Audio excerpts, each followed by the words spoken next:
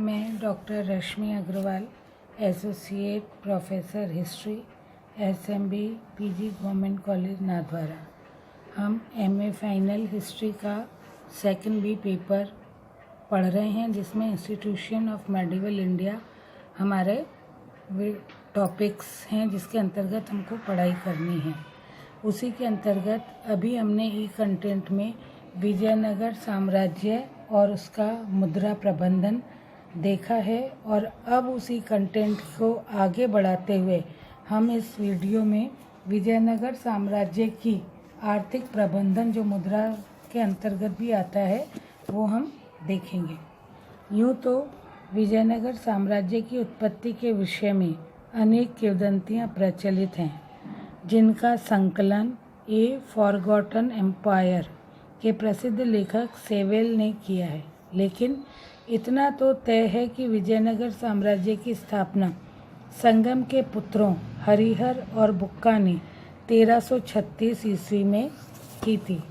कहा जाता है कि हरिहर बुक्का ने गुरुओं का आशीर्वाद लेकर हरिहर और बुक्का ने तुंगभद्रा नदी के दक्षिणी तट पर हम्पी नगर की नींव डाली, जो आगे चलकर विजयनगर के नाम से प्रसिद्ध हुआ था। ये नगर तुंगभद्रा नदी के तट पर स्थित अनेगुंदी नगर के सामने बसाया गया था, जिसकी स्थापना होयसेल के राजा वीर बल्लाल तृतीय ने की थी।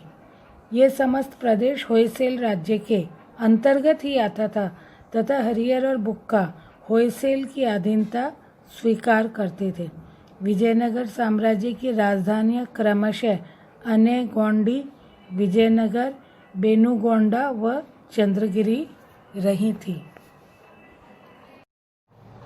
अब हम देखेंगे कि विजयनगर साम्राज्य की आर्थिक दशा।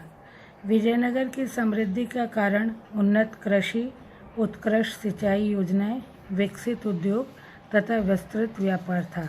हरी फसलों से खेत लहलाते थे तथा खलिहान अन्न के ढेरों से अटे पड़े रहते थे।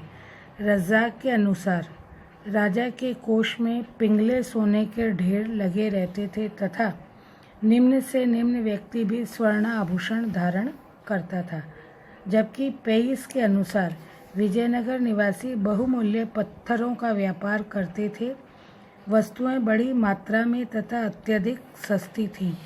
यहाँ चावल, गेहूँ आदि अनाज के भंडार भरे रहते थे। साम्राज्य में अनेक बंदरगाह थे, जिससे देश विदेश में व्यापार होता था। हिंद महासागर के द्वीपों में अरब, ईरान, दक्षिणी अफ्रीका, अबसीनिया, पुर्तगाल, चीन, बर्मा, मलाया आदि देशों के साथ विजयनगर का व्यापार था। विजयनगर से निर्यात की जाने वाली प्रमुख वस्तुएं वस्त्र, चावल, शक्कर, शेरा, नमक, लोहा, मसाले आदि की थीं, जबकि आयात में मोती, तांबा, पारा, घोड़े, हाथी, रेशम, मखमल आदि का किया जाता था। विजयनगर की जनता बहमनी की जनता की तुलना में अति समृद्ध मानी जाती थी। बहमनी की जनता भिखारी तो विजयनगर की जनता साहूकार कहलाती थी। विजयनगर में सोने, चांदी, तांबे 3 प्रकार के सिक्के प्रचलित थे। अब्दुल रज़्ज़ाक़ में शाही टकसाल का उल्लेख करता है। बराह और पेरदा सोने के सिक्के कहलाते थे, जबकि मिश्रित धातु सोना और चांदी जो था वह परतब, वराह का आधा, फनम परतब का आधा हिस्सा कहलाता था। फनम इन सिक्कों में सबसे ज़्यादा उपयोगी था। चांदी का सिक्का टार फनम का छठा हिस्सा था, वह कहलाता था, और तांबे का सिक्का डिस्टेल कहलाता था। वस्तु विनिमय की अपेक्षा विदेशी व्यापार में मुद्रा की अधिक आवश्यकता थी।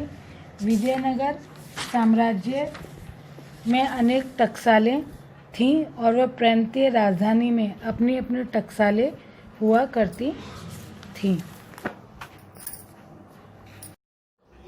जो मुद्रा विजयनगर साम्राज्य में प्रचलित थी, उन मुद्राओं पर देवताओं तथा पशुओं के चित्र अंकित किए जाते थे। चांदी के सिक्के को तार कहा जाता था और तांबे के सिक्के को जीतल कहा जाता था। बस।